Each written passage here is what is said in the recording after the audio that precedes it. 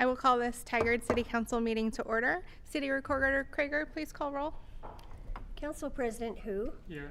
Mayor Lube. Here. Councilor Shaw.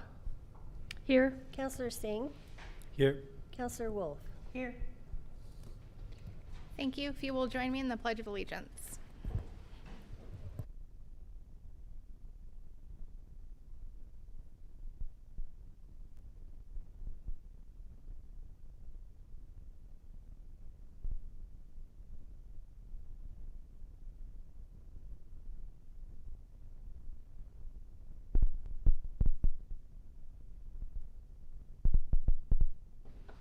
City teammates or City Council, any non-agenda items this evening?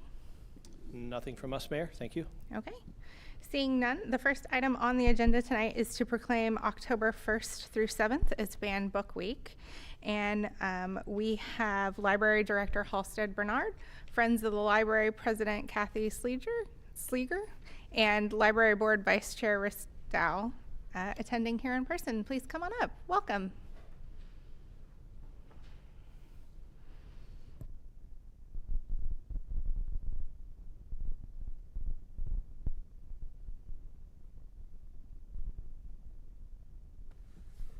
Good evening, Mayor Lube, City Councilors, members of the Tigard community, and fellow Tigard teammates. My name is Halstead Bernard. I use she, her pronouns, and I am the director of the Tigard Public Library. Thank you for proclaiming October 1st through 7th as Banned Books Week in Tigard. In doing so, we join several other municipalities and community organizations, as well as the Washington County Board of Commissioners, whose meeting is tonight, who are also celebrating the freedom to read. But before I read the proclamation, I would like to introduce you to Kate Ristow, our Library Board Vice Chair, and Kathy Sleeger, the President of our Friends of the Library Association, who have joined us this evening to read statements of support for our library's inclusive programming. Good evening, Mayor and Council. My name is Kate Ristow, and I'm here tonight not only in support of our city's Banned Book Week's proclamation, but also to read the statement our library board recently adopted. The Tigard Public Library Board is proud to reiterate our support for the inclusive and equitable programming offered by the Tigard Public Library. We continue to believe that the Tigard Public Library should be an inclusive and welcoming space for all community members, and we are proud to protect and support the library's continuing work toward being a community hub for knowledge and enrichment where everyone feels welcome.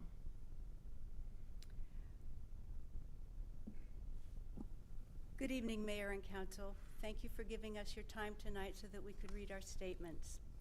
My name is Kathy Sleeger, and I'm the president of the Friends of the Tigard Library. I'd like to read this statement recently adopted by the Friends in support of the library.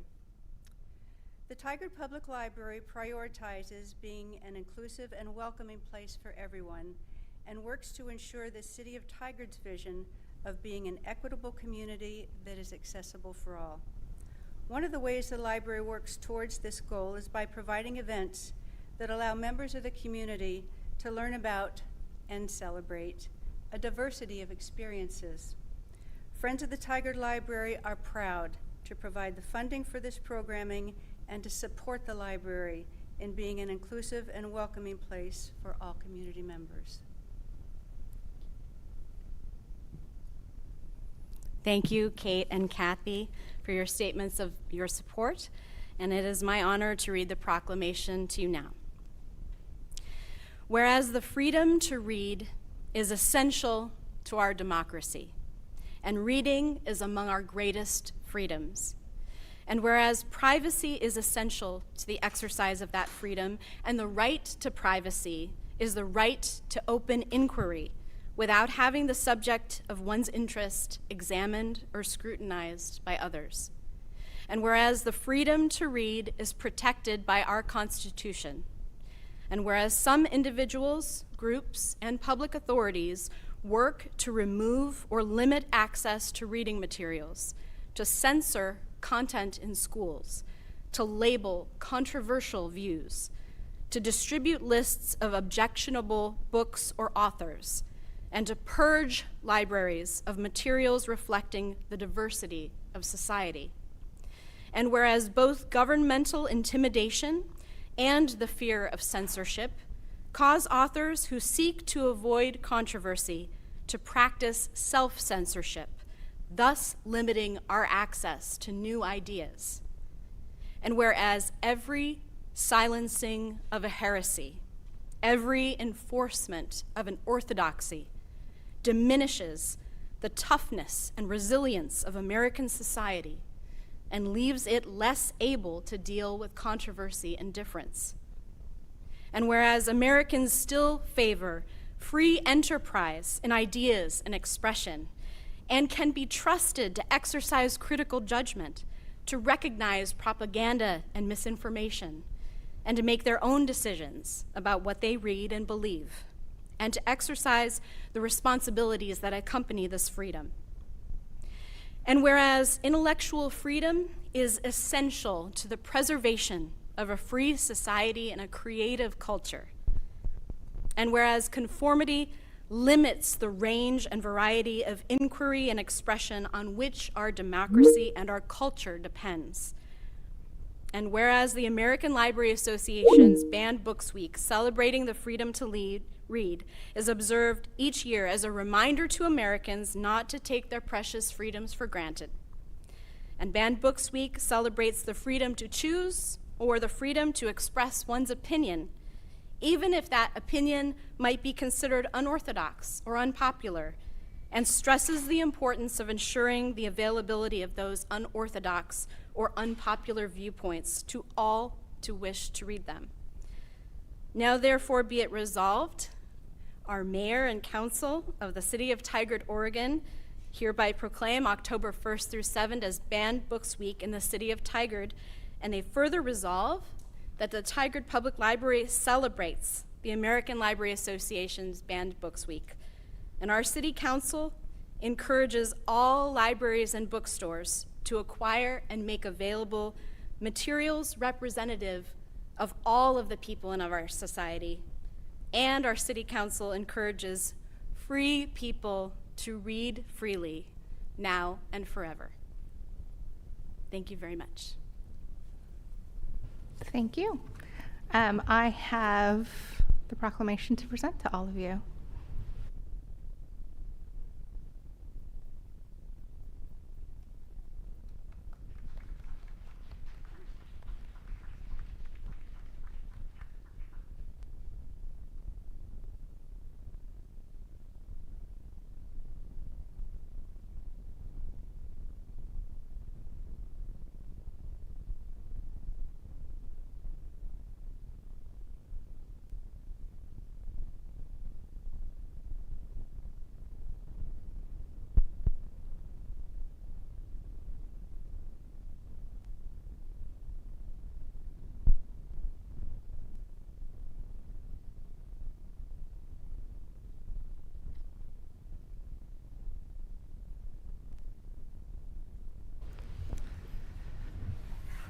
The next item on our agenda tonight is public comment. If you would like to phone in or give public comment by video, please do so now to get in the queue. The phone number call-in number is 503-966-4101. And we will start with follow-up to previous public comment with Assistant City Manager Nyland. Welcome. Good evening, Mayor and Council. At last week's council meeting, we had a variety of public testimony. We received one written comment. We had 2 people provide comments in person, and we had 1 caller. The written comment asked for additional safety enhancements at the crosswalk at McDonald and 100th Street. For the in-person, we had 1 person who returned to provide additional thoughts about the Edgewood Cottage cluster. She opposed the development for a variety of reasons. Second time I said variety in this meeting so far. Good job. The other in-person comment spoke about fishing in Summer Lake Park. She asked the city to ban fishing throughout the park, and she has been invited to attend a Parks and Recreation Advisory Board meeting. Lastly, our caller was someone who has provided testimony at previous meetings whose focus was on Hall Boulevard and feels the plan does not address the issues, and he would like the city to reevaluate that plan. I believe all received an acknowledgement and ways to stay informed about these issues. For the person who spoke about a fishing ban, again, they've been invited to attend a PRAB meeting about this issue. And we will continue to keep these constituents informed about the issues they have been inquiring about. Thank you for your time, and that's my update for this evening. Thank you. Next, we will have written public comment, and we didn't receive any by noon yesterday. Next item on the agenda is in-person public comment. We do have 2 people signed up to speak today. So when your name's called, please come up, introduce yourself, and then you have 2 minutes. And the first is Andrea D'Amico. Excellent. Please come on up, and the microphone, you just need to turn it on with a button right at the front, and it'll turn green.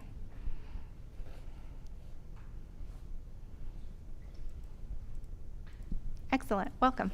Mayor Lube and members of the council, I thank you very much for your time and your commitment to the community. My name is Andrea D'Amico, and I live in Washington County. I want to commend you and your planning department on River Terrace 2. Your focus of the community for everyone with the attention to waterways that flow into the Tualatin River, tree canopy protection for climate change, wildlife habitat, walking trails, and parks.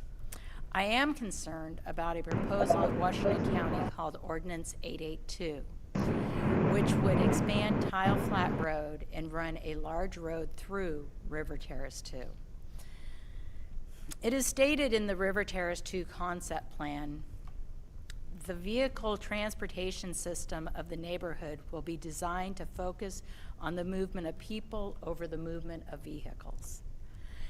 If the Tile Flat Road Expansion Ordinance 882 is passed on October 24th, there are extreme safety concerns. The extension will become a regional route, bringing traffic from all over the area just to cut through River Terrace 2. People will use the extension as a fast cut through to avoid the stoplight at Shoals Ferry and Roy Rogers, creating danger for children's pets and just people in general. Metro has a map of high injury corridors, and the city of Tigard has just a few mentioned compared to neighboring areas. Please don't add Tile Flat to this map. The road will drive the community in half by a busy street, not to mention it is estimated to be $72.9 million of taxpayers' dollars, and that's from an estimate of 2020. Which will just increase the cost of the housing in River Terrace 2. I understand that one of the council's goals is to be the steward to our climate. In the Metro Transportation Plan, there are already 3 other plans to reduce the congestion in the area. And there will also be the new Mountainside Way plan. By adding another unnecessary road to the area that crosses streams and active farmland is not in alignment with reducing our greenhouse gas emissions. Our existing community formed an alliance against 882, known as Stop 882 Alliance. And we hope that the City of Tigard continues with the same stance as stated in the March 21st letter from Mayor Lube to Chair Harrington, that there is not a need for the expansion at this time, and the city continues to have concern with the proposed project. Please continue to uphold your community promise against the environment, the economy, and encourage Washington County to vote against 882, either the road going through now or studying it for the future. And thank you for your time. Thank you, Andrea. The next individual signed up for public comment is Daniel Thompson. Please come on up, Daniel. Welcome.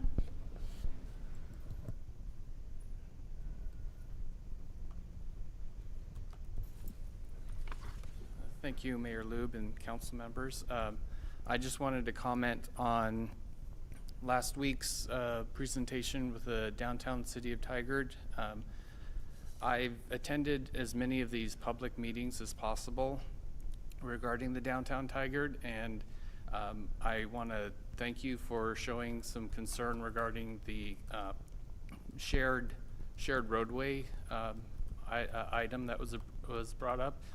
At these meetings that I've attended, this was never brought to the public's attention. And so I was very concerned that this was brought up just at the council meeting and not to the general public. And so I wanted to also share my concern regarding a shared roadway, because I think it is, no matter what you do, it will still be an unsafe road or path for everybody. And I wanted to do this here at the meeting because I found that my comments and emails, specifically regarding the Hall Boulevard project, have been washed from any of the records. So I wanted to be here and do this, share my concern in public, so that way it's on record. Sorry, so that it's on record, because I don't want this to be washed out, because I feel strongly against cars and bikes sharing the same pathway. But I just wanted to thank you for showing concern or question regarding that, and I wanted to also share my concern with it as well. Thank you. Thank you, Daniel. The next item on our agenda is phone or video public comment. Mr. Thornburg, are there any callers in the queue or individuals wishing to testify by video today? At this time. Okay, thank you so much. We will move on to the next item, which is an administrative report with City Manager Reimer. Thank you, Mayor. Good evening, Mayor, councilors, members of the community, and my teammates that are here. Just a few things to start. First, I want to say happy Human Resources Professionals Day to our HR team, as they're known. We appreciate all that they do for us. Obviously, they're key to our organization. You heard from our director, Wendy, last meeting about some of the things that we're doing just from our DEIB work, but there's many other things. So just want to say happy HR Professionals Day. Also, it's Happy Drive Electric Week. Some of you may already know this, but as an organization that is also embracing this in the environment, I think it's good to celebrate all the days that we can that are in alignment with who we are. So we are continuing down that path. As inventory becomes available, we'll be able to actually revise our fleet, but we're working towards that. We know members of the community and the region are as well. Just a few things. Kudos to our library director and community members. As you know, there's many things that happen at our library, some great statements this evening. Just a few key things. One is Nancy Wesson. When her peers were retiring, she was going in a whole different direction and joined the Peace Corps as a volunteer later in life. And she will be at the library tomorrow night at 6:30 talking about our upcoming program, I Miss the Rain in Africa, Peace Corps as a Third Act. So we invite everyone to that one. And then on Thursday, the 28th, we have the Coffee and Conversation, where it's a chance for our community to get to know our library team and others, and just to talk about the great things happen there. And we'll serve a light breakfast for those to enjoy as well, and some camaraderie.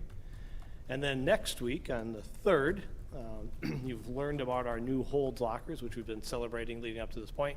We'll actually have the grand opening celebration, which I know Mayor Lube, you're going to be at, and others. That'll be at 5 o'clock. Next Tuesday, October 3rd. So once again, more great events for our community and an improvement on the services as the new Holds lockers open up for our community members to use. So thanks to our library director and others for those efforts. Last week, Councilor Shaw, you actually mentioned that our Park and Recreation Board had learned and heard about Emerald Ash Borer, and just a follow-up to let you know that our team is actively involved in this as well. And so we're having regional conversations, talking with others that have been involved with this in other parts of the country, as well as the state and others that are bringing the best practices. So much more to come on this, but just know that your team is actively involved in trying to be at the forefront of the conversation. So thanks to Rick, Martin, and others on that. And then finally, another grand opening is heading our way, that way. Which will be our Meals on Wheels people. So they're looking at a grand opening on October 18th. Details are being finalized, and so once we have all those, we'll make sure that we get the flyer to you, the community, and others to be there to celebrate with everyone that's been involved with that, and having the program starting back up at our newly renovated center next to our new housing that is going in there as well. So more to come on that. I just wanted to let you know. So that is on October 18th. And that concludes my remarks this evening. Thanks. Thank you. Next, we have the consent agenda, and the consent agenda is used for routine items including minutes and approval of contracts or intergovernmental agreements. Information on each item is available on the city's website in the packet for this meeting. Items may be enacted in one motion without separate discussion. Council members may request that an item be removed by motion for discussion and separate action. Associate Planner Pollard is here if you have any questions. And tonight on the consent agenda is Tigard Home, an application for DLCD Technical Assistance Grant. Are there any questions or a motion? Mayor, I'd like to make a motion. I move to approve the consent agenda.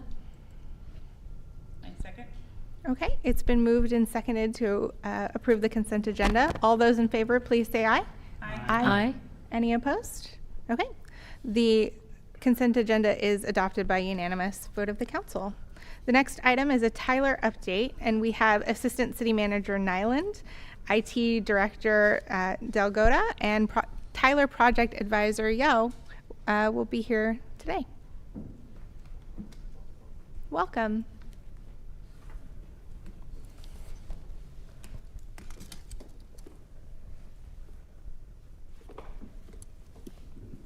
And we have Clarence Clark, who is joining us virtually. So good evening, Mayor and Council. I am Kathy Nyland, the Assistant City Manager for Engagement and Innovation, and I also serve as the executive sponsor for the ERP project, also known as Tyler. So tonight we are going to provide you a high-level update and really make some introductions. Before we get to those, I want to provide a bit of context, what we have faced, what we have done, and where we are now.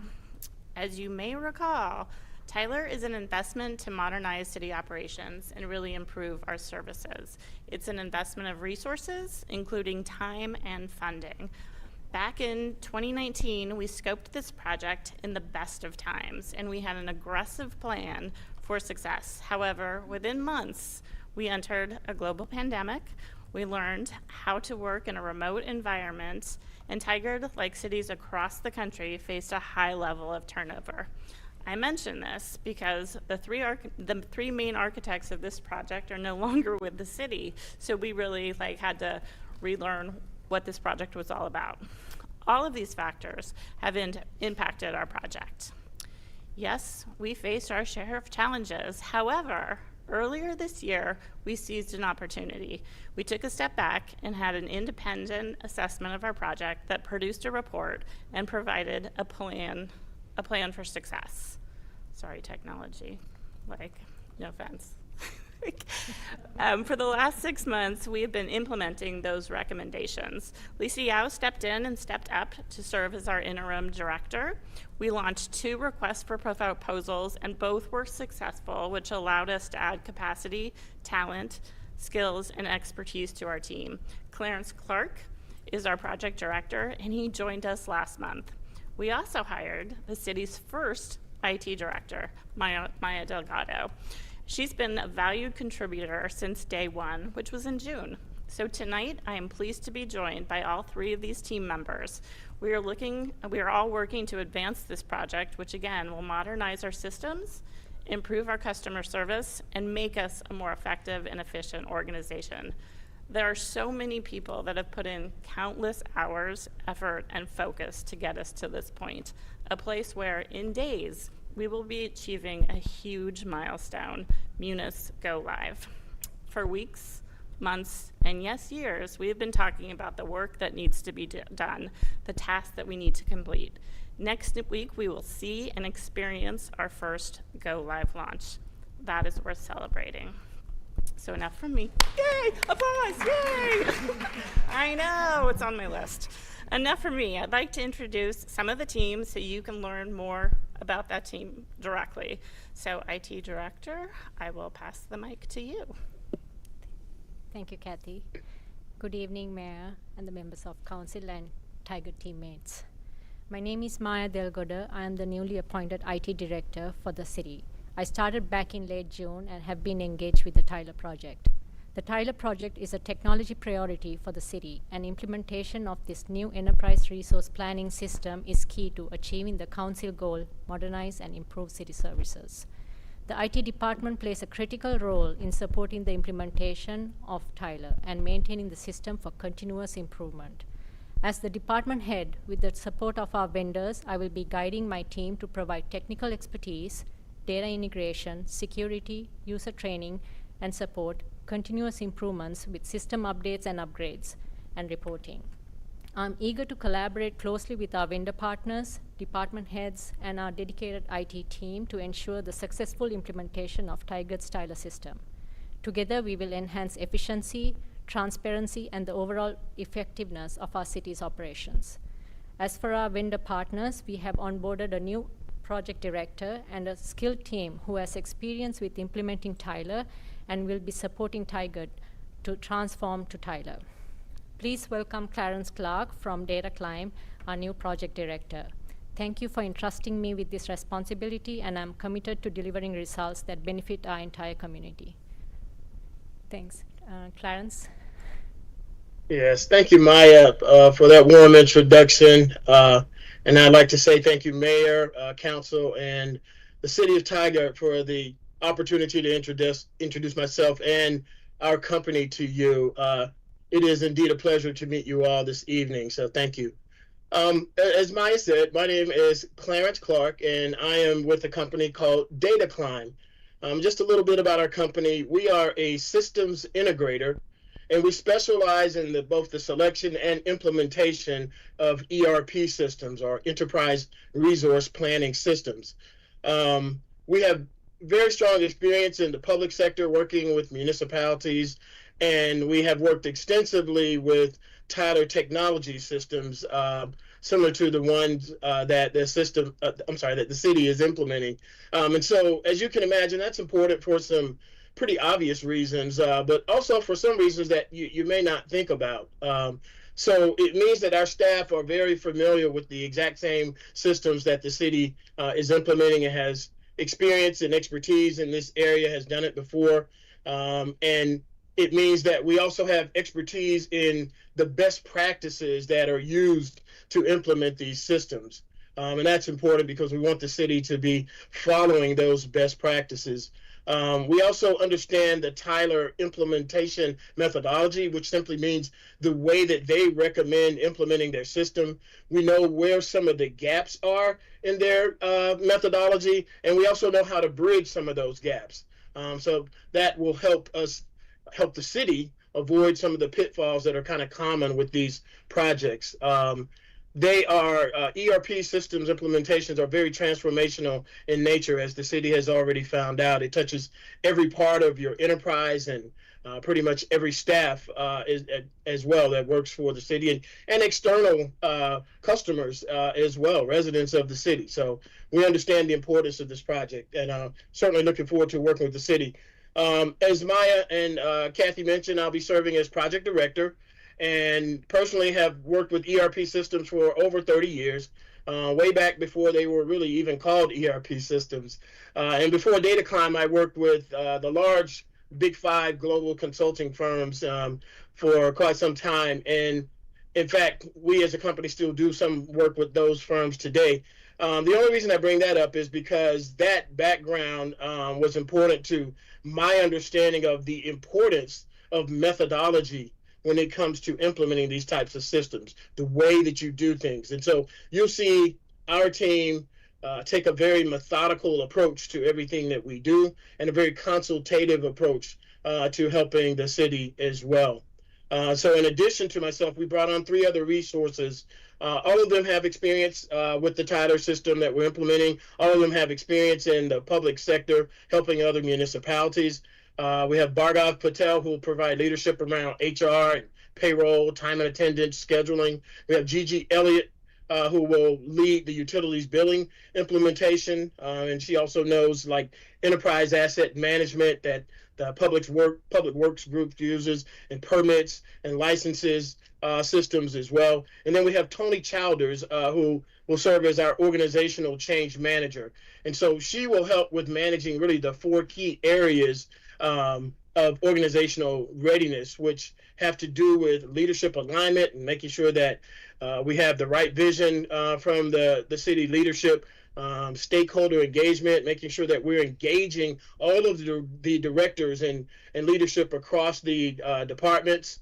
She'll also be helping with training and end user support so that as people start to use the system, and even before that, they're trained properly, and then afterwards that they have the right support tools in place to use the system properly and efficiently. And she'll also help with communications, and that's at all levels, internally with the project team, across the department, externally. You'll see communications come out as we do things like look to improve utilities billing and other processes that are on tap for this project. So essentially, she has a key role on the project because she'll be identifying and analyzing the changes that are going to come, and then helping prepare the organization at all of the levels for that organizational readiness. Very quickly, one of our first deliverables is to provide an assessment of the project. And so we're going to look, and we've already started this process, by the way, but we will be looking at what has been accomplished to date. We'll look to leverage what has been done well, and then we'll be focusing on what's ahead. What things do we have to get done in order to complete the entire implementation? And we'll be looking to put in some additional best practices and improvements to help avoid, again, some of those pitfalls that we know about that can happen with these types of projects. And that, we believe, will help make the project a great success. And it means that the city staff will have a high level of what we call adoption, meaning that they use the system every day to get the things done that they need to do. And also, importantly, a very high return on the city's investment in this system as well. So that is our team, and that's our purpose for being here. Again, it's nice to meet everyone. I'd like to turn it over to my colleague, Lisa, and thank her for helping to bring our team on with such a warm welcome and helping to transition responsibilities, and certainly look forward to having her on board for the remainder of the project. So, Lisa. Thank you, Clarence. Mayor and councilors and others. Hello, my name is Lisa Yo, Yo like yeoman, and I'm a contractor to the city. I have been an advisor on this Tyler project for almost a year, and as of last March, Kathy Nyland asked me to step in as the interim project director. And I think it was about that time that we had some individual meetings with you to talk about the Tyler project. And if you remember, we likened it to a train where the engine needs to go past the station before the cars behind it, or else that's not a good thing. And the engine in the case of this Tyler project is the finance module called Munis Finance. And then we know that the many other cars that are behind it, HR, payroll, utility billing, public works asset management, permitting, licensing, and some others, that those can follow once finance gets past that finish line or gets to go live. So that, of course, this past summer has been our focus.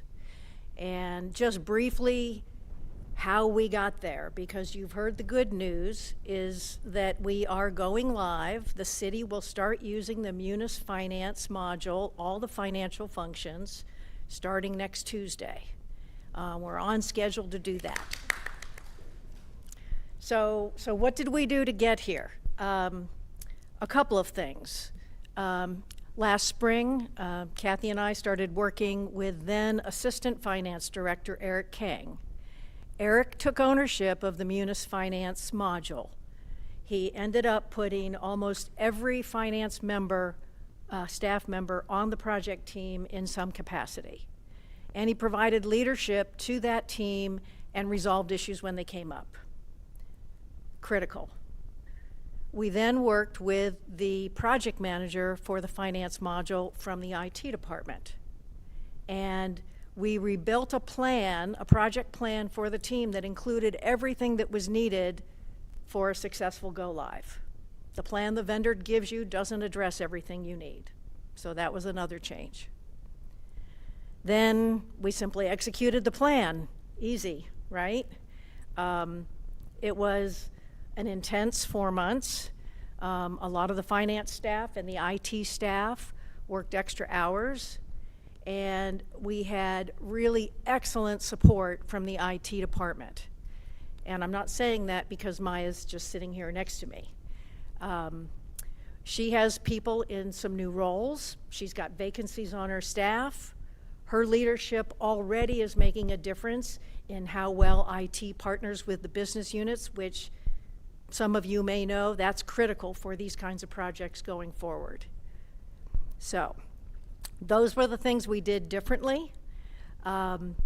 We have trained all of the city staff that do financial functions, purchasing, basically buying things, paying for things, receiving cash, managing budgets, okay? And they are ready to start using the system next Tuesday. I have two observations that I'm going to share with you. One is that we learned a lot of things in doing this Munis Finance module that will carry over into future modules. A lot of things we had to do for the first time, set up training environments, get user permissions right, figure out how to configure the system, some of the same kinds of things like the workflow and routing of approvals. Those were all first-time events, and those all carry over into the next modules. We also have identified some things, and Clarence has mentioned these, that we want to do better or more of. And one of those things, honestly, is project communications. We were our resources were fully engaged just getting to this go live, right? So a lot of our change management and communications, we like to call just in time. It was a little chaotic at times. Clarence's team is already developing a plan, which is very important because how well people can use the system and how well they adapt to it is really what makes a system successful, right? The software works. So the change management aspects are the most important going forward. The second observation is that last spring, Kathy Nyland did not have, she was the project sponsor, the executive sponsor for this project, and she did not have a project leader. And now the city and Kathy has a strong project leadership team in Clarence and Maya. Eric Kang will be very involved in the next few modules that we roll out, payroll and utility billing, and I'm going to continue as project advisor. So the city is in a much better position than it was last spring to go forward with these modules. I'm not here to say that that makes it easier. It's a huge challenge we have ahead of us. And Clarence and Maya know exactly what I'm talking about, how big a challenge it is. But we are in a better position now than we were last spring, which is great news. And we are going live on the first Tyler module next Tuesday. So with that, I'll turn it back to Kathy. So again, I'd like to thank everyone for their time, and I appreciate the talents of this team and those throughout the city. So our plan is to come back in November, December to provide more specifics and details involved with our resource-based plans for the next modules, specifically HR and utility billing. In the coming weeks, as Clarence mentioned, we will continue to assess and decide how we are applying lessons learned so we can hit the needed milestones on the way to success. So we will come back with a scope, the schedule, the work, and the benefits that we are gaining by this investment, explaining how this investment is paying off. And yes, Councilor Wolf, we will have a PowerPoint, I promise. City Manager Nyland, that's not exactly fair. It just made me laugh so much when I'm like, I should have just had a PowerPoint saying PowerPoint. So thank you for listening. Incorporating all the things that you just said. So we are now opening it up for questions and comments. To be fair, you know we like our visuals. I know. I mean, so I will just say, you know, I have been hearing the word Tyler for many, many years. And I think sort of the initial plan that was presented is very, very different from the plan that's in front of us now. And I feel confident. I know it's been a frustrating process for everybody involved. I think it's also been frustrating to hear that the original plan was not adequate enough. But we are to a place where I'm excited and I have confidence in the individuals who are working hard to make this as seamless as possible. No project is without its hiccups or its frustrations. But, you know, I think these regular updates are giving us the confidence that it's being handled really well. So thank you for the work that you're doing, and thank you to the finance team who probably worked many long, frustrating hours trying to turn over and be the first to launch this new system. So I just wanted to say that, but open it up to any questions or comments. Yeah, Councilor Wolf? So I really do, in all seriousness, appreciate the update. But to Assistant City Manager Nyland's comment, I mean, what I think will be helpful for me is I absolutely believe that systems die out. They need to be replaced in a fully integrated system. But if a city member of Tigard said, that's awesome, you guys have invested a lot. So tell me what that means. How will work look differently? And so that's where I kind of hope that when you come back, Kathy, that question is answered. So I can give kind of, this is how utilities or HR is integrated with finance. This is what's helping the city do its work more cost effectively and efficiently. And so those examples of why this is really critical would be a tremendous, and I'm sure that they're there, but I would love to have those as well so I can share why this investment is so critical to the city. So thank you. Yes, and that is definitely on part of the change management communication plan, especially with the next module, HR. That is one that everyone is impacted because it's about timesheets and tracking, and then after that, utility billing really involves our community. So having that change management and that communications plan months in advance to let people know that change is coming. So when it happens, it's not a surprise. And those are like conversations that we need to have in the next week or two, because we want to have months out, a rollout saying, you know, this is coming. And as Lisa indicated, there's a lot happening between now and March, as we know. With Tyler, there's a lot of communications with community about changes and big initiatives coming their way. So it's developing a plan so we are not inundating community with all these different messages. But it goes back to one of council's goals is modernizing and enhancing. But these projects and other initiatives fall perfectly within those buckets. So we will definitely come back and saying, this is the changes being made, here are the benefits, here's why it's important. Councilor Shaw?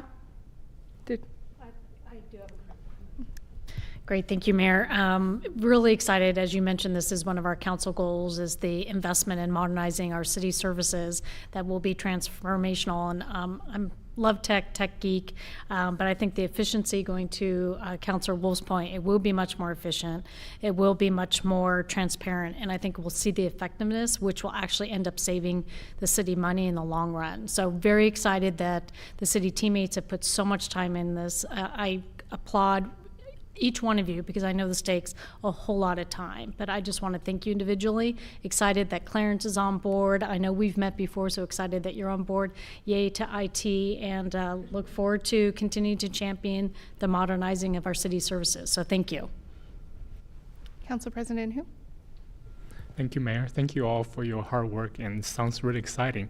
I think one thing that Lisa mentioned is that there's more things and better thing you can do better at is communication. So in addition to maybe external communication, can you give me a couple examples? What do you mean you can do more or better of internal communication? Sure. It's one of the things that we noticed, like when I really stepped into this role, is so much of our speak is IT speak. And I'm like, what is this? Like, what are these acronyms? Like, what are they? And I'm like, this is a citywide project, but our IT department is just a slice of it. So you guys are speaking a language that resonates with you, but to many of us, it's just like okay, but what does this mean? So it's being really mindful of how we talk about this project so people understand it. It's developing a cadence, regular updates is, you know, this is what we've done in the last 2 weeks. This is what's happening now. Here's what's coming. Here are the benefits and changes, and just so people aren't surprised. And when they start these trainings, we've heard about this for months and months and months.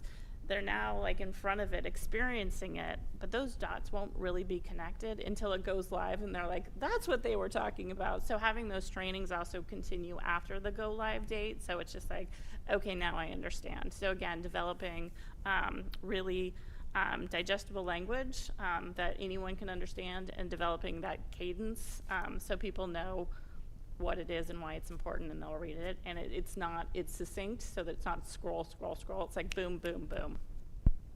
That's one example. Thank you.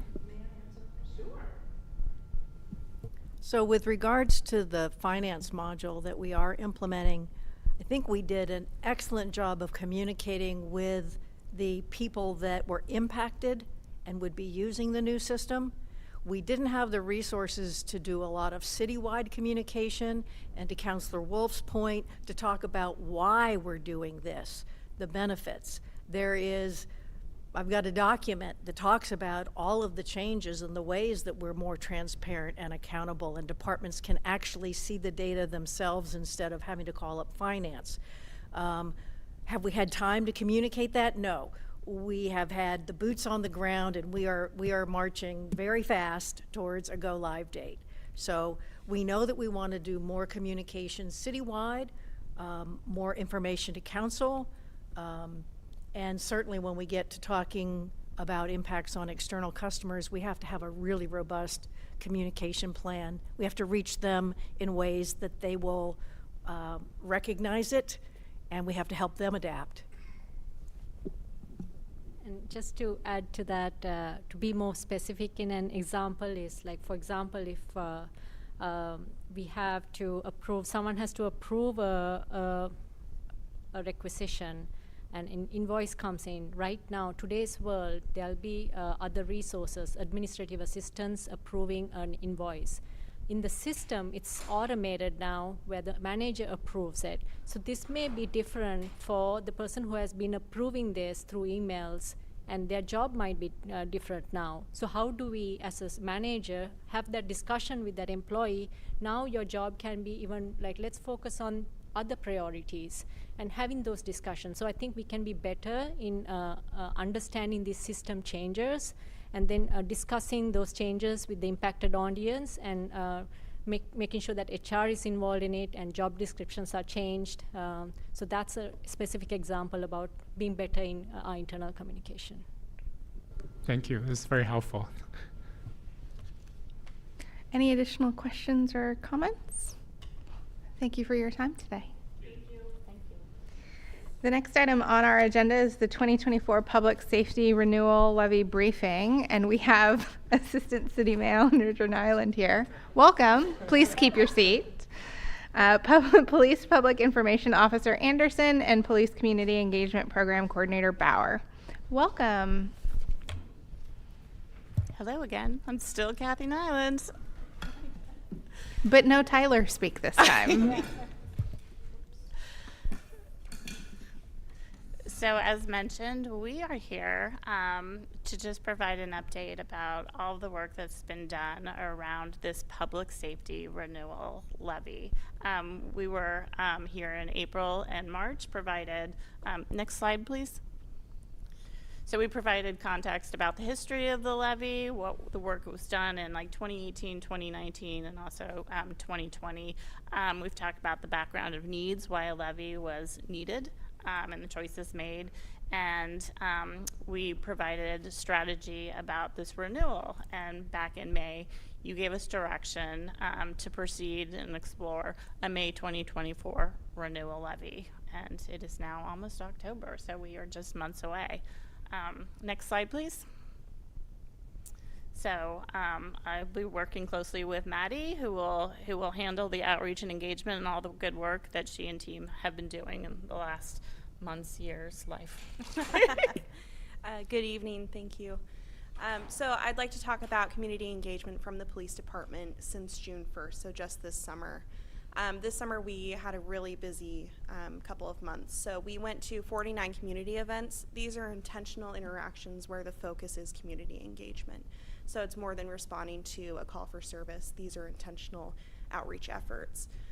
We estimate that we've talked to around 4,500 community members throughout these 49 events. And that can look a little bit different. It could be officers who are able to attend these events. It's me attending these events. It's proactive, it's crime prevention, or it could be an event maybe at a house of worship that we were invited to attend.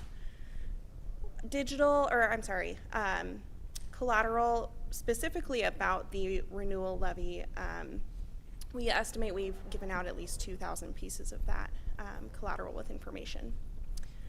Digital, our Facebook reach since June 1st has been about 180,000. If we look at our lifetime audience, we can estimate that about around a quarter of that are Tigard residents. And the same for Instagram, we've reached 14,000, and we estimate about 30% of those folks are from Tigard. Next slide, please. So what I hear at these events and what officers hear is a sense of safety in Tigard. They feel grateful to live in Tigard. They feel that this is a safe community to raise their families. But to contrast that, they also have a fear of crime, and we hear this more and more recently, which is interesting because they feel safe, but they also fear rising crime levels. And we hear a lot that they're worried about crime coming in from neighboring cities. Which I believe Assistant City Manager Nyland will talk about later with polling information. We also hear a shock around our current levy-supported staffing. So with this levy, we're able to have anywhere between 3 to 5 patrol officers on duty at any given time. With shift overlap, that can increase, but at any given time, we estimate there's at least 3 to 5 patrol officers. And usually people guess a lot higher. We've heard over the summer, guesses at, there's 20 officers on duty, there's 100, and they're shocked to find out it's 3 to 5, and that's covering the entire city. People are also talking about police response time. They're confused why, when they call non-emergency because someone, got into their car or something like that, why it takes a little bit longer for a response, and then they're educated on how many patrol officers are actually responding to calls at a time, and it makes a little bit more sense. But overall, we hear general support for the renewal levy, especially once we have those conversations around what staffing actually looks like and what that levy provides. Next slide, please. So coming up next, this weekend, we are so excited. We have the police open house. This is returning after a couple years where we weren't able to hold this big event. So this is this Saturday from 11 a.m. to 3 p.m. right here at the police department. We're opening it up so people can take guided tours. They can meet different units, our detectives, our canines. They can meet the officers who are serving their community every single day, which is so important to be able to put faces and names and actually meet the people behind the badge. We also have Coffee with a Cop next week. That's on Wednesday, October 4th. That's part of a national Coffee with a Cop Day, which we're so excited about. That'll be at Primo Espresso right down the road on Hall. And we also have Prescription Drug Take Back Day. This is also a national initiative that helps to keep prescription drugs out of the hands of children. It helps with addiction, not having extra medicine around, and it also keeps medicine out of our waterways. So we have these 3 events coming up, but we have much, much more planned, and we're excited to be a part of different community events coming up, and there's lots more coming your way. Next slide, please. I'm back. So we, as you know, the community survey was fielded throughout Tigard September 5th through the 7th. The purpose was really to gauge support of a public safety renewal levy and to affirm some key messages. So a survey of 400 likely voters in the city of Tigard was conducted by telephone using professional interviewers. They said Tigard rather than Teagard, which, yes, thank you. We made a point of making sure that happened. We know our audience. The survey was 32 questions. A voter file sample was used, and quotas and weights were set to reflect a May 2024 likely electorate. And I mention that because we did the community survey a couple months ago, and that that was weighted towards the demographics of our city. This survey is about likely voters, so the demographics and the weights are going to be a little bit different. So the margin of error for the sample as a whole is plus or minus 5 percentage points at the 95% level of confidence. And as you may recall, in May, you gave us direction to continue exploring a renewal levy for May 2024. This would be a primary election during a presidential year. I mention this because voter turnout will be key. Voter turnout for a primary usually hovers around 45%, whereas a general election in a presidential year is around 80%. When asked how likely they would vote in a primary election, we saw that 50% were almost certain. Going back and looking at the tabs and also having conversations with our pollster, we feel that number is probably going to be around 42 to 45%.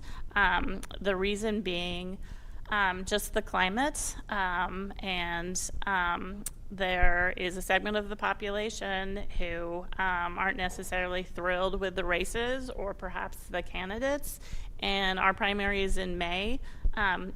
Chances are candidates will be selected by then. So whether people choose to vote or not, we will see, but that's why we're going to lower that to maybe the expectation again, 42 to 45%. But again, we will encourage everyone to get out and vote. Next slide, please. So good news, looking at the top lines and again, reviewing the tabs, the levy renewal is in good shape. There are some areas that we will focus on, specifically the intensity of support, but overall, based on this poll, it stays in the 50 to low 60% throughout this survey, which is a really good sign. It also provides us a path to success, what we need to do between now and referral and now and election day. Next slide, please. So the survey asked about the renewal levy 3 times. First was just the basic initial ask. Then we provided more information, including the fact that this was a renewal, meaning taxes would not increase. Then we asked a series of questions about support, why they would support and why they perhaps would not support this renewal. We asked about how safe people felt, and we inquired about cost of living. After that battery of questions, we once again asked how they would vote for the renewal levy, and you see the results. After the third ask, we increased support by 4%. The strong support increased by 3%, and this, the soft yes increased by 1%. Next slide, please. So looking at the tabs, again, we learned why people voted yes. 24% want to maintain a strong police force. 19% they want well funding, and then just general overall support. Again, we are hearing that narrative. We don't want to become Portland. Next slide, please. So again, we asked why people would not be in support of a levy, and we heard some really useful information on this slide. 23% police couldn't be trusted, 19% police are not trained well, and 14% misunderstood what we were asking. They felt that this was an increase in taxes. So this is going to be really useful for us as far as messaging. 19% of the 112 or 113 feel police are not trained well. So this renewal levy provides funding for training, and that is going to be part of our story. So did you know, my fun fact, you thought it was going to happen, it's right now, 75 officers have completed a total of 973 hours of levy-related crisis intervention training since 2020. That's a phenomenal story that we need to tell. And so our job in the next few months is to let the community know about these facts. 14% misunderstand our ask. They think it's going to cost them more. We are asking to renew the levy. A renewal maintains the current tax rate and is not an increase in taxes. So we will be emphasizing and educating community about this point. Next slide, please. So as we learned, there is cost sensitivity. People are concerned about inflation and about affordability. We've heard that time and time again, and that still exists. We also learned that people feel safe. 60% feel safe or relatively safe in their community, and yet 54% of our community are worried or somewhat worried about crime. There's a duality here, and that was throughout the survey. Next slide, please. So the two words that I use are maintain and retain. If there's two words that we can go out in community and talk about over and over again, maintain and retain. What this renewal pays for is what community wants. Over 70% approval rate of what this funding pays for again. The emergency services, the intervention training, and again, retaining a school resource officer. That all three of those rated in the 70% or higher as far as approval. So a fun fact that is not on this PowerPoint, a question was asked about trust, specifically trusted advocates. Faith-based leaders received a great deal of support at 21%. Mayor Lube followed with 16%, and then Council-in-Chief followed closely behind. So we learned even more reviewing the crosstabs. Mayor Lube, you received the highest approval rating across party lines and within diverse populations. And that's a really remarkable and unusual thing. So feel free to toss your hair right now. Go ahead. Next slide, please. So the big question. We did do a split sample question testing police services versus public safety. The question was asked to really help develop our messaging. 40% strongly favored public safety, 37% strongly favored police services. So looking at this and then just the messaging throughout the survey, we're changing our collateral and really emphasizing public safety renewal levy, and those four words tied together. So we hit public safety. Very few people can say, I don't want a safe community. Renewal needs to be in there so people just don't see levy and think a tax increase. So other things that we have learned as we move towards a May 2024 ballot. This is about maintaining the strong support. We saw strong support was at 24%, and our soft support was at 33%. Older female Democrats are a key constituency for success. Duality.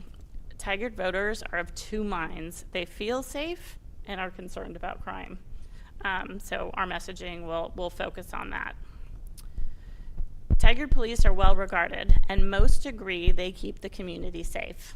There is a segment of the community that feels otherwise, and we should not dismiss that.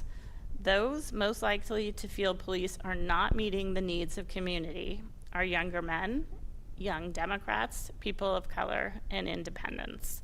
And I mention this because we've seen strong support. Again, support of a renewal is between 50 and 60%, but we do have a segment of the population, 20%, 30%, who feel otherwise. And you've heard me say this before, and I will say it again. We have people who feel their community is protected, and we have others who feel their community is policed. It's distinct, and we just need to be aware that that perspective and that experience exists, and we shouldn't dismiss it. Next slide, please. So lastly, where support for the levy grows the most over the course of the survey is with young Democrats, independent men, and young voters. When we keep reminding people about this is a renewal, tax increase won't occur.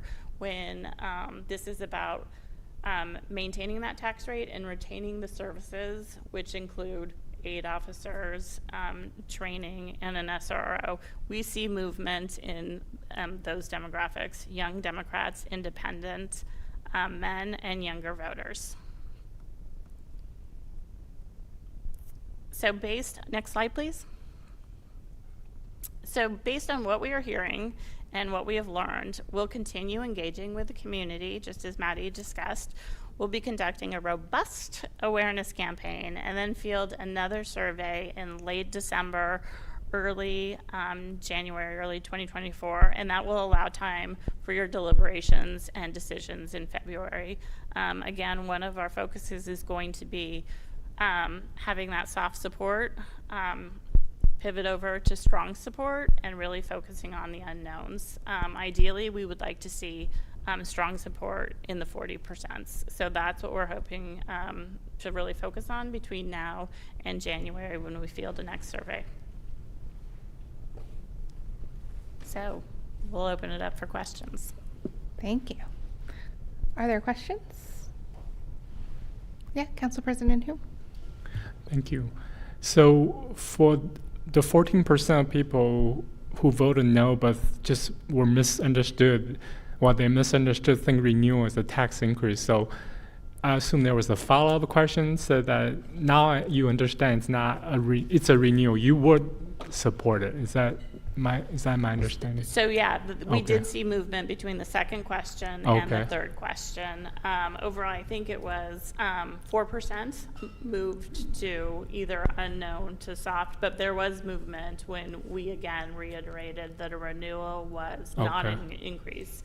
And we are, the new round of collateral, you will see renewal levy, and we will be emphasizing that in the talking points as well, because that's going to be a key piece with people who are either unknown, maybe soft no, to get them to say that it's not an increase. We want to clarify that and get them over to the yes.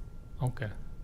And this is not directly related to the levy, but I appreciate you mentioning that there are just 20% we should not dismiss who have really strong feeling.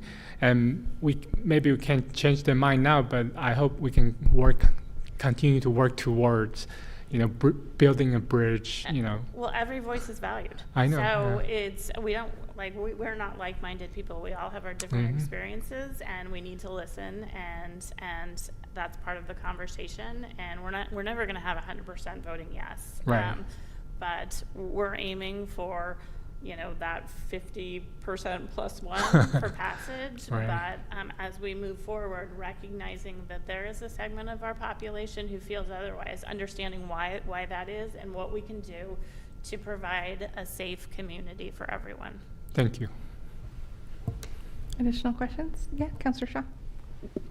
Thank you so much. Excellent presentation. You had mentioned statistics on how much training has occurred, and I knew anecdotally in hearing that there had been quite a bit, but that number was incredible. So I didn't get to write it down, and I'm not going to write it down, but I'll memorize it. But could you let me know what that is? So I'm going to do off the top of my head, Kelsey, jump in. I believe it was 75 officers with 975 or 973.5 hours since the levy passed in 2020. Yes, I believe that's correct. And one note on the training hours. When we began in 2020, we anticipated sending all of our sworn officers to the 40-hour in-person advanced crisis intervention and de-escalation training. That's an only in-person class. And so during the pandemic, we experienced a significant delay in getting our folks through it, as did every other agency across the country. So what we did in the meantime, while we were holding for that, we were taking advantage of other opportunities for related CIT training through other training venues or opportunities. And so we were getting hours in. It wasn't the 40-hour advanced course. So now we're seeing both of those columns are getting added together. So we are getting more folks through that 40-hour training, and we're also accomplishing quite a few 900-something hours of related training in with that pot as well. Great. And that will definitely be part of the story, because it's when you hear that, it's definitely compelling and an impact and a reason why this funding is so important. Councilor Singh? Thanks, Mayor. You all mentioned in terms of the demographics and who are the folks who are voting no. I think it'll be important to reiterate the folks who are voting yes, that emphasize those demographics as well, because as far as the strategy goes, if we want this to pass, really securing those voters and making sure we know who those folks are too. Agree. A strong segment of yes are Republicans. Again, soft is older female Democrats. So we have an idea of, again, we want to secure the strong and also really focus on the soft to get them to strong. So this poll was really helpful in letting us know who to have continuing conversations with. Well, having conversations with everyone, but really like focusing on, we know you're thinking about it. Here's what resonates. Here's why. Here's why. So thank you for bringing that up. Agree, secure, and persuade. And I do think also for, a section of our community that does maybe feel unsafe or have concerns, I think the investment that we have made in the training helps tell a story of the kind of police department that we want here. We want those community guardians, and really focusing on how do we de-escalate that. And I remember a conversation that, prior to this sort of training, a call that could take 20 minutes now can take like up to 4 hours, which is a very different way to handle these calls and to reach our community where they're at. And I think that's a really important story to tell. It's not only the training, but how that training has impacted the way that our officers are serving the community. I think that's a really important thing, and I don't think we talk about it enough, and we need to be better about that. But I did also want to commend you, Maddie. I've seen you everywhere. You're very good with the booth that you just pop up really quickly and do a great job connecting with our community. So I've appreciated when you let me stand inside the booth and listen and help as much as I can. So thank you for that. I wanted to acknowledge that. That's a lot of events that you have spent nights and weekends at.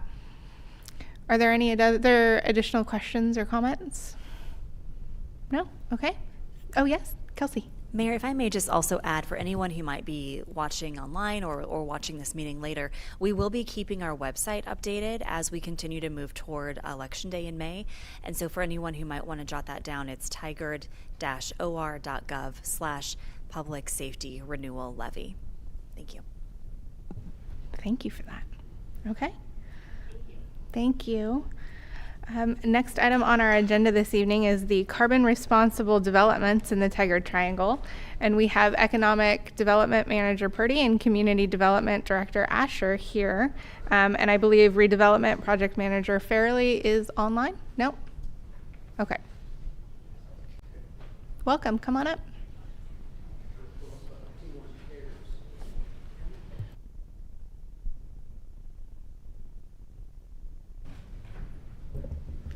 Though, Mayor, on a side note before we start, I do reject that older women are 50 and above.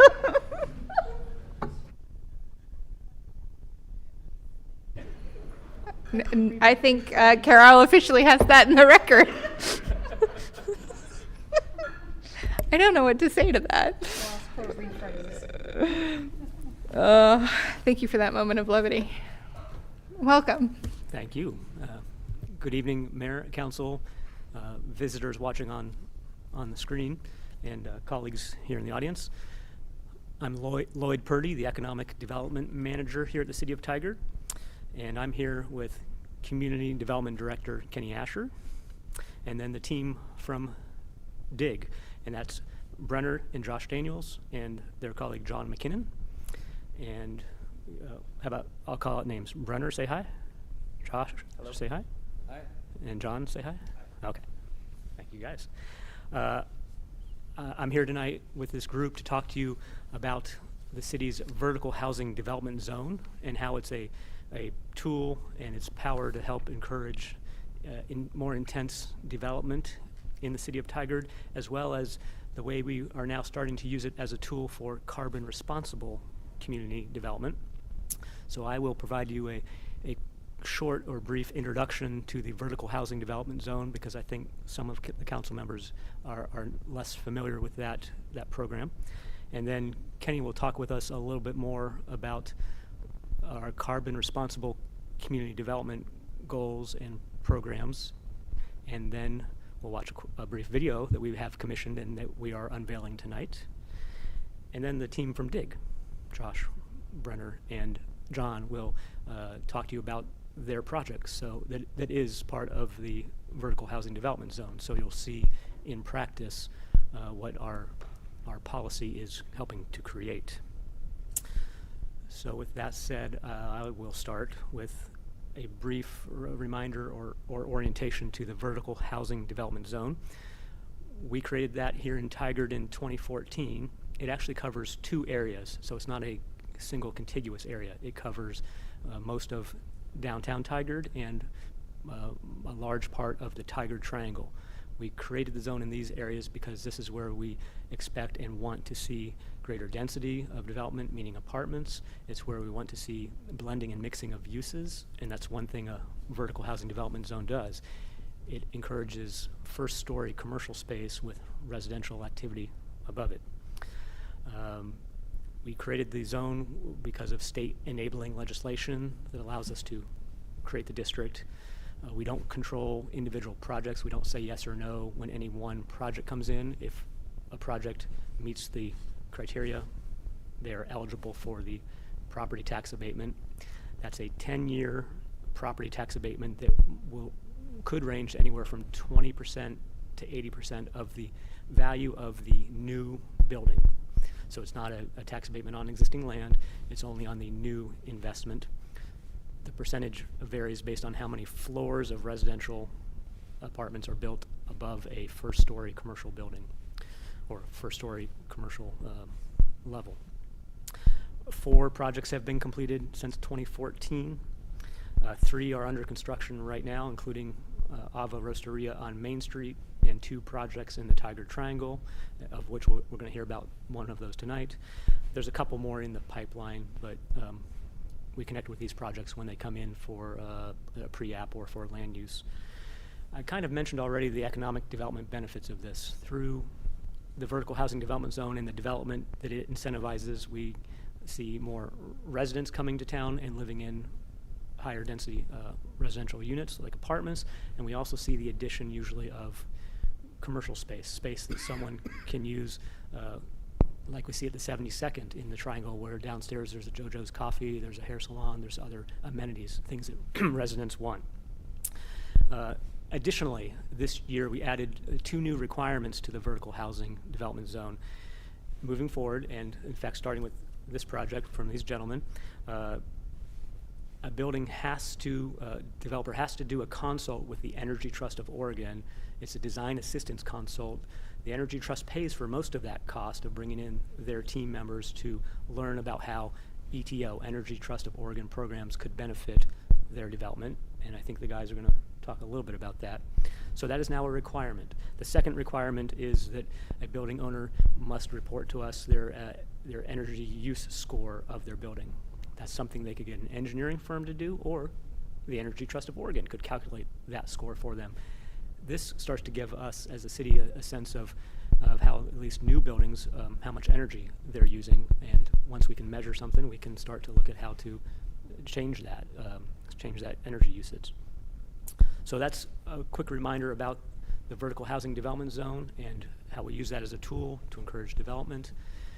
The other tool we've used on this project is some TIF funding, because this project that we're going to learn about in a moment or two is in the Tigard Triangle. It is in that TIF district. So we did award the developers about $600,000, I think it was $650,000 in developer assistance funding, primarily for 2 reasons. And they had to compete and apply for this funding, but the 2 reasons that were very much in their favor were the addition of 2 affordable housing units in their building, and their commitment to achieving either path to net zero or approximate to, so something very similar to path to net zero standards for their development. You're going to hear more about at least the path to net zero approach when you talk to the development team here from DIG. With that said, I've mentioned a lot of terms. I've mentioned something about carbon responsible community development, and our community development director, Kenny Asher, is going to share with you a little more information about our thinking behind carbon responsible community development. Thanks, Lloyd. Thanks to the DIG guys for being here tonight. Thanks to the council. It's nice to see you. This is actually, I'm pretty excited about this. We are really just starting to get into our climate work in the city, and it's happening. And I think this is probably going to be a sort of an impromptu review of some progress on this goal that you have to address climate change. I want to thank Councillor Singh, I think it was Councillor Singh, who sort of asked the question or made the point a couple of weeks ago. Carbon responsibility, why are we, what is that? Why are we saying that? And so when we were talking about this presentation tonight, I said, I think we probably need to just make sure we're all clear about why and what. So before we hand it over to these guys, a little review I think would be helpful. If not for the council, then maybe for our public. So you have this goal to address climate change. I'm going to just remind you that you have strategies, 4 of them, to 1, prioritize carbon responsibility in city operations, projects, and policies. This is a city project. 2, to build understanding on the city's climate work and how the organization is supporting it. That's why we're doing this tonight. That's why I was invited, I think. 3, we want to provide incentives for the community to transition to more climate-friendly choices. I'm going to explain why the term carbon responsibility is helpful with that strategy that you have. And 4, to develop educational materials to build awareness and support homeowners and renters in reducing their emissions. And again, it's relevant. And what I love about the way this goal is set up is that, yeah, the big goal is to address climate change, but the way we do that is through emissions reductions. And that's why we as a department, and now as a city and even others, are starting to think more in terms of carbon responsibility than what we normally have talked about in the past, which is sustainability or green or eco-friendly or climate-friendly. And so I was thinking, you know, how to make the point. And so if I were to ask you to sort of just mentally word associate with climate or climate change, I imagine you're thinking about maybe wildfires, floods, global warming, you know, heat, and these are all very large effects, and they're all very serious, and they're all very much beyond what any individual can do or has done. In a way, these are outcomes, and they're really negative outcomes that we should be concerned about. But now if I were to ask you the same thing, which is to kind of word associate, mentally word associate with secondhand smoke, you probably are thinking about things like unhealthy, unfair, and like successfully reduced. That's exactly where we want to be with emissions. This is a way of thinking about climate change that is more behavior-centric, human-centric, and actually really corporate-centric. Because when I say we in carbon responsibility, who needs to be responsible? Yes, it's individuals. Mostly it's corporations. Most of our emissions are produced by corporations, especially fossil fuel corporations. In fact, I looked it up, and since 1988, 70% of all GHG emissions have been produced by fossil fuel corporations. Far and away the biggest emitter, and those are just the emissions from the products that they're selling, the gasoline and the diesel and the propane, and that's being sold. It's not their scope 1 emissions, which are what they're directly producing. So we talk about responsibility. It's not just individuals, but you know, individuals are driving cars, and individuals are heating homes, and individuals are making those choices, including individuals in Tigard. And so our strategy as a department has been to look in the mirror and, in accordance with your goal, to really ask ourselves, are we as a department doing community development in the most carbon responsible way? Are we thinking about emissions when we think about the work that we do? Whether it's economic development or Sean's program and redevelopment, or the way that we're planning our new zones, or transportation planning, are we making the right contributions and the best contributions we can make to this global problem here in Tigard? And we are starting to do that, and this is an example tonight that you're going to hear about. I'll name a couple of others. You may have heard about some of these before in other updates, but for example, just information sharing. We don't have a great web presence on what we're doing related to this work. We're getting there. In fact, the video that you're going to see tonight is an example of a series of videos and photography that we're commissioning to put up on Tigard's website so that people can begin to understand what the work is and how they might connect to it. So without that, people are going to continue to do what they do, think what they think. So that's really important. We're making connections with people who are in this space and doing great work, but maybe not doing enough of it in Tigard. So Community Action of Washington County has a weatherization program for low-income households to subsidize tightening up their homes so that they can not only spend less money on their energy costs, but to also have fewer emissions. We're working with Community Action now in a way we weren't before to get them into Tigard, to get them into more homes in Tigard. There's an example where we should be doing more as a department. We're trying to. Are we making it as easy as possible for folks to install solar on their rooftops? No. I mean, until we started this Soul Smart work, I don't think it's been a difficult process. But the more responsible thing is to make it as easy and transparent as possible. And so we are moving in that direction. There's an example. And then Lloyd mentioned the Energy Trust of Oregon as a stronger partner here now. I am really proud to say that, are we the only jurisdiction that's... So the Energy Trust of Oregon is now a service provider that you are required to go to when you're developing, when you're going through a Type 2 or Type 3 development review in Tigard.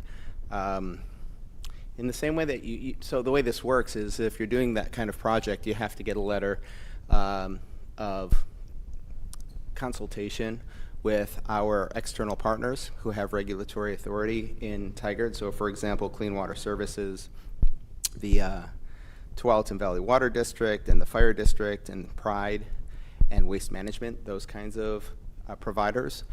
You need to go and talk to them about your project so they know about it, can tell you if it's all up and up. Well, now the Energy Trust has been added to that list. Can you just describe what a Type 2 and Type 3 is? Yeah, those are the more complex kinds of projects that require a higher level of development review, which is not just an administrative or ministerial review. So if you're building a project of any size, scale, or complexity, you have to go through a little more process. But not if you're just doing, a little bit of work on your porch. So here's the letter. And this is not difficult. This is, again, just makes good sense, and I hope all jurisdictions get there. It says, thank you for contacting the Energy Trust of Oregon to explore opportunities to incorporate clean energy attributes into your development plans. Since your project will be served by one of our utilities, and that's Northwest Natural or PGE, it's eligible for Energy Trust support and incentives, and this letter confirms you've met with us and that you now know about that. So this is now in our materials. When you do a pre-application conference in Tigard, you are notified you need to go talk to the Energy Trust. And we are hopeful that more projects will take advantage of the Energy Trust's incentive programs. And if they don't, we've at least done our part to make sure that they're made aware. So all of this to say that we are trying to make good on your goal. Your goal has a lot in it around education, around incentives, and around individual actions, even though this is a problem that spans the world, spans corporate behavior. These gentlemen, probably even without so much knowledge about all this, came to us wanting to develop in the Triangle, and I think what we said back to them, we really like your project. We really like that you're talking about doing an energy efficient building. We don't have many of those in Tigard, and I don't think we have any there quite like the one that they're building in the Triangle. That's why we were happy to support them financially. And we've been talking and watching as the building is taking shape, and it's really something to celebrate. And we're going to keep celebrating it, talking about it. And we wanted to make sure we caught it on video during its construction. So before I turn it over to these guys, maybe we can cue up the video and see if it works.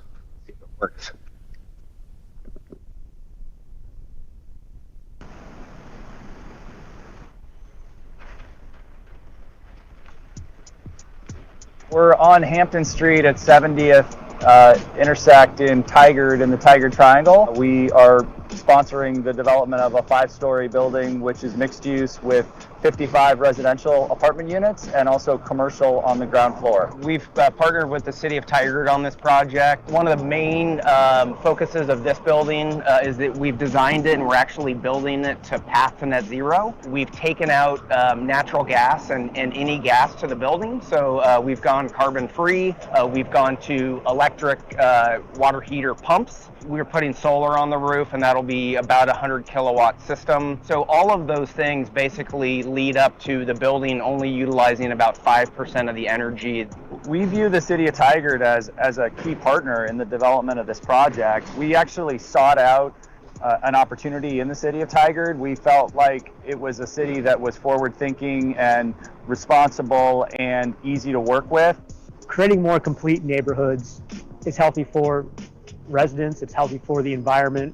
Ideally, it means people who live upstairs in an apartment building can walk downstairs for a coffee, a haircut, a dinner. They don't have to drive across the city. We view the development of sustainable and environmentally responsible projects as our responsibility. It's something that we take very seriously, and we did not want to do a short-term, quick-turn construction process and building that was not environmentally sustainable.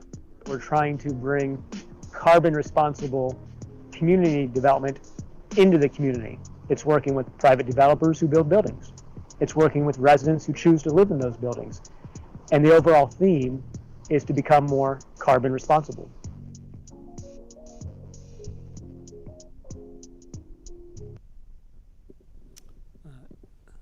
Thank you, Eric, for cueing the video. Appreciate that. That's an intro to the team from DIG and their project here in the Tigard Triangle. So with that, we can cue up the presentation. It's not a PowerPoint, the PDF presentation from Josh, Brenner, and John, and we're going to let them tell you in their own words about what they've done and what they're soon to complete here in Tigard, and then we'll have time for some Q&A. Great. Thanks, Lloyd. Thanks, Kenny, Mayor Lube, and councilors. It's great to be here. We're really excited to be here tonight and boast about our project that we have in the Tigard Triangle.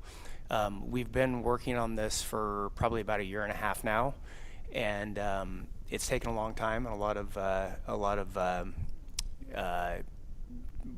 just long hours to basically get it to where it is today. So we're really pleased to be here, and I've developed quite a bit of multifamily around the Portland metro area, and to see a city actually embrace Energy Trust of Oregon and the path to net zero is pretty phenomenal, because I've built high rises in the Pearl District that have been LEED Platinum, and quite frankly, I think they pale in comparison to this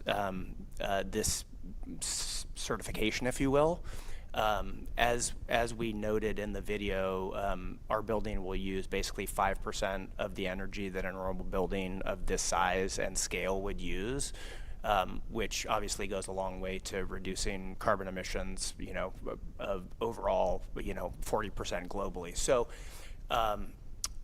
obviously, you can see on the cover of the presentation, that's a rendering of our building. At the hard corner there, you see nice glassy corner. That will be the commercial at the ground floor, which is a key component of the vertical housing development zone, and then the residential above is basically 20% per floor. So I think we can probably go to the next slide. Some light reading on Josh and my background. We certainly don't need to go over this. You guys can take a look at it afterwards, but I thought that it would be at least helpful to have. Next slide.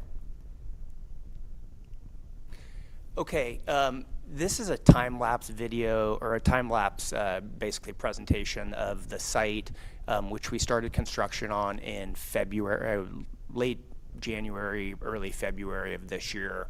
And we basically took one picture from every month to show you the progress.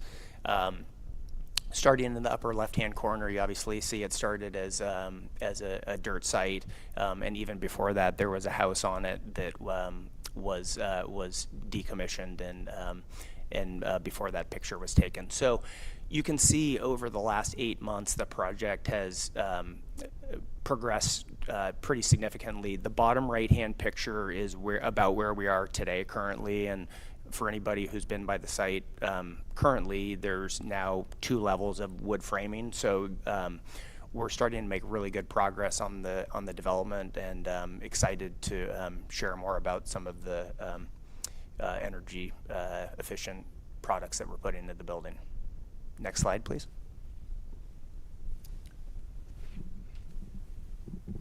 Okay, good evening. So our project is actually fairly close to this location. It's in the triangle, roughly in the southern portion of the triangle, and we feel very strongly about the great location that the triangle presents. It's a very unique and centrally located part of the Portland Metro. I ran a business that was located in the triangle many years ago, and so became familiar with it at that time, and we really like where the location is and what it allows access to, and from a residential and a commercial standpoint. So next slide, please. This is a bird's eye view of the site. You probably recognize the Lowe's store there on the left. That's the large white building, and ours is the site that's indicated in red. We're at the intersect of Hampton and 70th Street there, just a bit east of 72nd. It's about a half an acre site, and we're using most of that for the building itself and for parking. There's structured parking on 1.5 floors at the base of the building.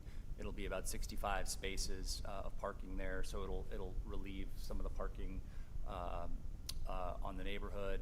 We also have EV chargers that are built into the parking structure. So over time, 75% of those 65 spaces will be EV charger enabled. That's probably more than just about any building in the metro area. So we're really excited about that. Next slide, please. This is an excerpt from the Portland State research on walkability and traffic study in the triangle. It's pretty detailed, so we don't need to go into it here, but our location scores quite highly in the Portland State research, which some of you may have read or been familiar with, so you can look at that later. Next slide, please. Go ahead. Okay, so this is just talking about mass transit today and in the future. Obviously, we all know, I think, that the triangle is well served by bus service currently. In the future, we do anticipate light rail hopefully coming down from the north. And when that happens, if the plans stay as designed currently, there would be a stop about 0.4 miles away from our site. Certainly not counting on that, but it would be a big benefit if and when it does happen in the future. So we certainly think there's upside opportunity there on the transit front. Next slide, please. This is some more pictures. The picture in the middle was just about 2 weeks ago. That was our large concrete pour for what's called the podium, which is basically the transfer deck between the concrete and wood. That was about 4 in the morning when that pour started, and you had Cal Portland trucks coming through. Every concrete truck is 8 cubic yards. We had 530 cubic yards. So there was quite a few trucks from 4 to probably 9 or 10 in the morning. And the next day, there was people that were standing on top of that concrete podium doing work, snapping lines for framing. And so trying to take advantage of what's still decent weather before it turns quickly. Yeah, I'd just like to add that the vertical housing development zone incentive that was mentioned by Kenny and Lloyd, it was seminal in our project. I mean, it was really important in terms of getting our project to viability. It's incredibly difficult to achieve development viability today. It's harder of late with interest rates moving up. It's very difficult to make development work today, and so these kinds of incentives are critically important, more so today than they were when we financed our project almost a year ago. But boy, without those, it just wouldn't have worked. And so that's an important piece of the puzzle in putting a project like this together. We're doing some things that are that we haven't done before, and that frankly not a lot of people have done before, and we're learning as we go. But carbon responsible development is it's not easy, and we've made some mistakes along the way, but I think the end result's going to be really striking and responsible and sustainable, and a place that people want to live, and it's going to make the triangle, the southern part of the triangle, I think, a lot more vibrant and active. It's generally been pretty quiet, as I think many of you know, but I think this is going to really liven up the area and provide more utilization there.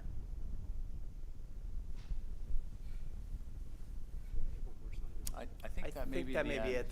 There is, I think, one more that just asks if anybody has questions or. Right. Yeah. Thank you.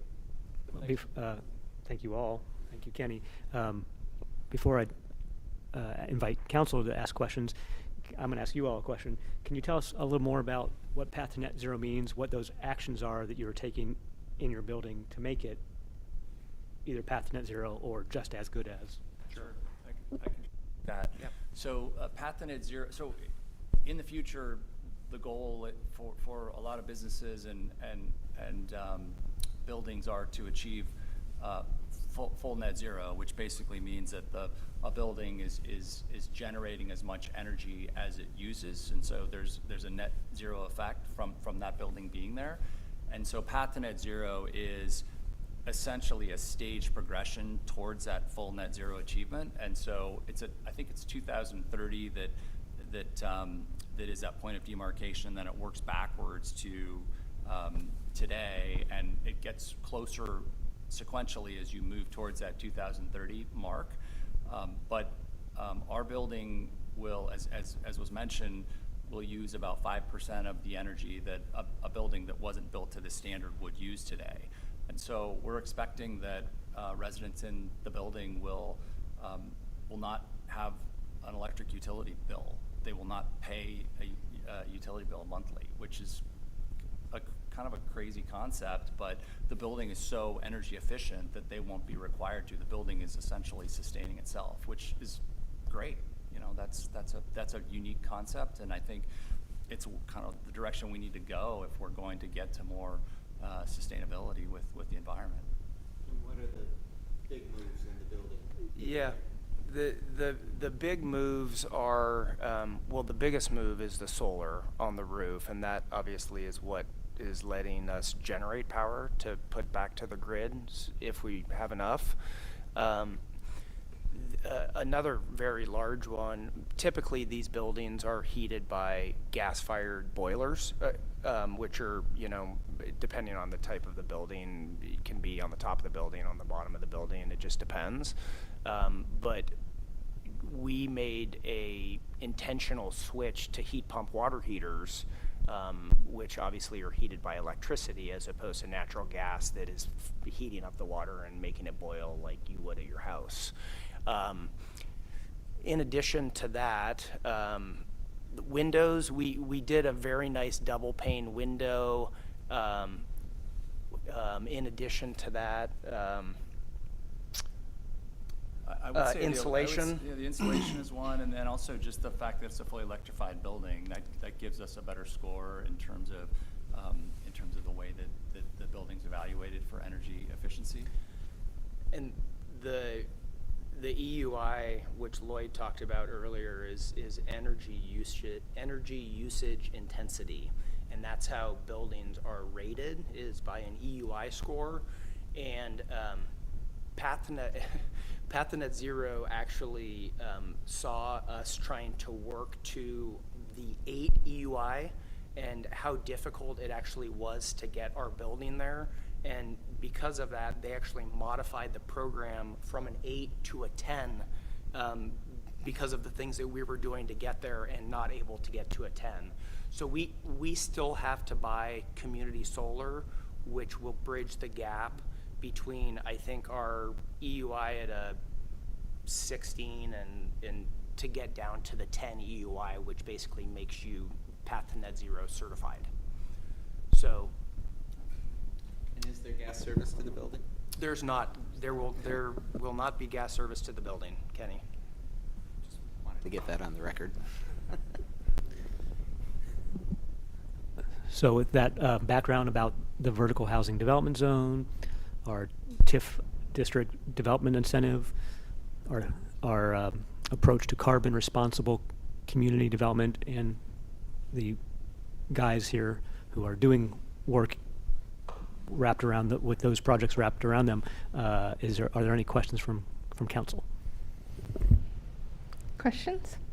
Councillor Singh? Thank you, Mayor. This is super exciting. Thank you all for doing the work that you're doing. I was looking at there's a EJ Screen tool by the EPA, and Washington County also does. I think they did a heat urban island mapping study, and the Tiger Triangle is one of the environmental justice communities. They've noticed that there's increased urban heat island in that area, and also there's a lot of diesel pollution from the traffic. So a project like this in the Triangle is really transformative, and so just want to thank you all for working on this and focusing on energy efficiency and being carbon smart, and there's a lot of co-benefits like public health benefits as well. So just want to thank you all for that, and just mention how we can address the pollution in that area too, through planting trees. I don't know, as a developer, I don't know how much influence you have over the immediate surrounding area, but of the building, but I think doing as much as we can to address all those other issues is going to be important as well. So thank you. Council President Hu? Thank you, Mayor. Thank you all for this exciting presentation. I'm very excited. This is more for staff. As Councilor Singh mentioned, this will make our environment healthier and cheaper to operate. But one concern I still have, is it reminds me of, fuel-efficient cars, the EV and fuel-efficient car, and those are usually reserved for people who can afford it, well-off people. So are we thinking about ways where, independent of efficiency and environmentally friendly, we will allow people who don't have the means to live in this healthier and more vibrant community? I mean, maybe we don't have the answer right now, but I just want to express my concern that while we're doing this, we have to be mindful that the better we develop a community, the more expensive that community is going to be, and it will become more unaffordable for people who cannot afford it. So that's a concern I have. And it's worth having. We share it. There's an injustice to part of environmental justice is making sure not just that bad stuff doesn't happen to poor people, which is our legacy, but also that everybody can benefit from a healthier place to live. And so this is probably a whole nother session that we ought to have.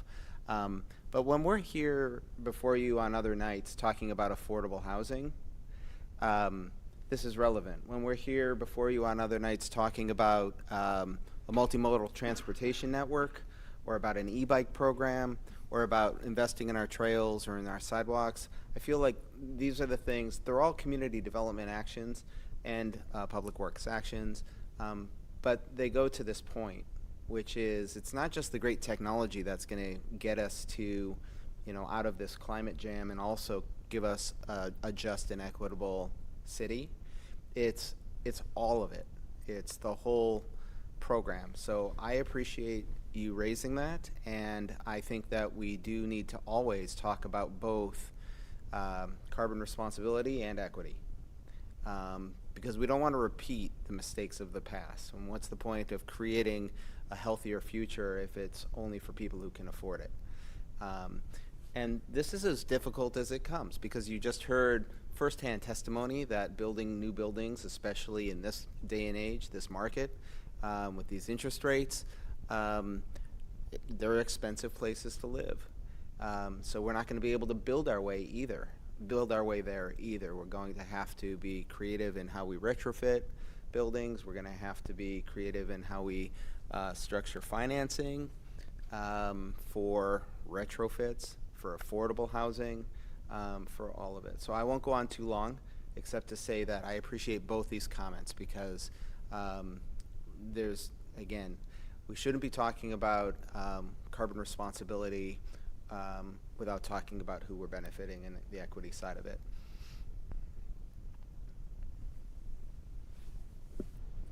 No questions, just a quick comment, gratitude to the DIG team and to staff. I think it's, Kenny, you talked about that continual communication promotion, and this was a very specific, distinct kind of celebration and explanation of some of the work that's happening, and I really appreciate seeing how the TIF dollars and our goals around climate come together, and so just well done, and I appreciate the update. Thank you.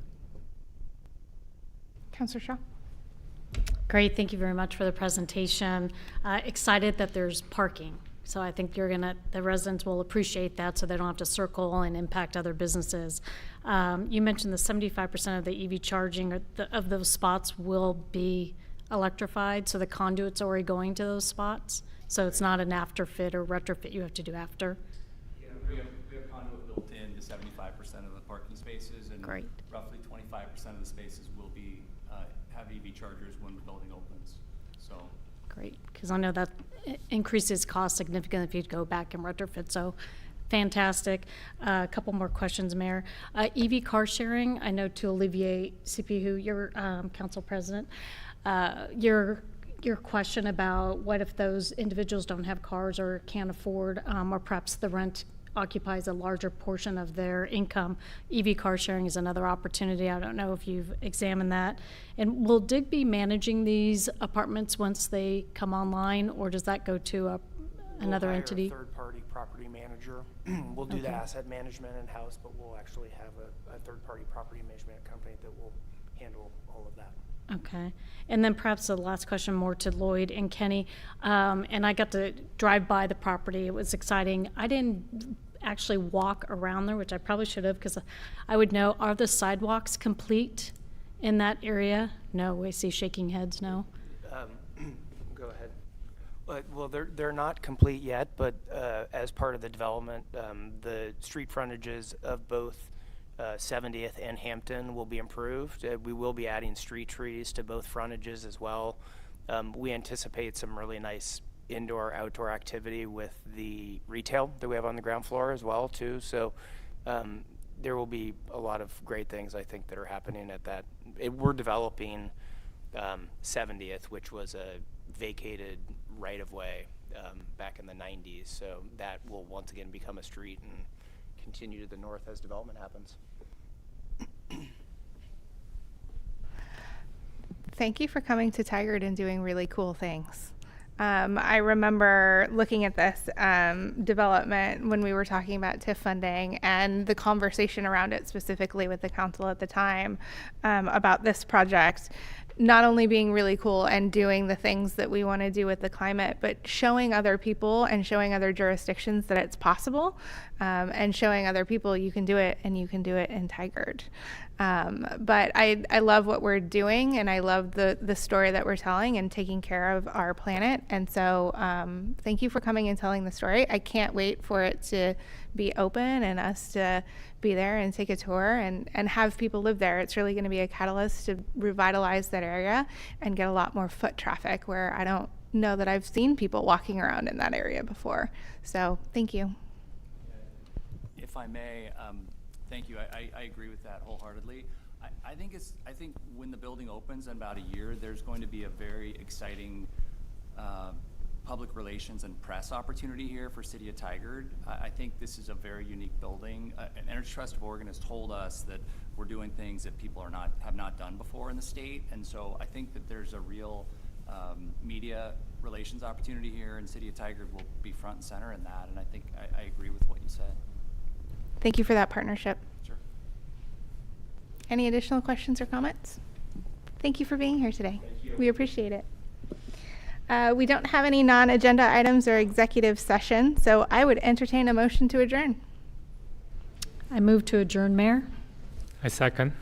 The motion to adjourn has been moved and seconded. All those in favor, please say aye. Aye. Aye. Any opposed? All right. Thank you so much. We are adjourned. Good night, Tigard.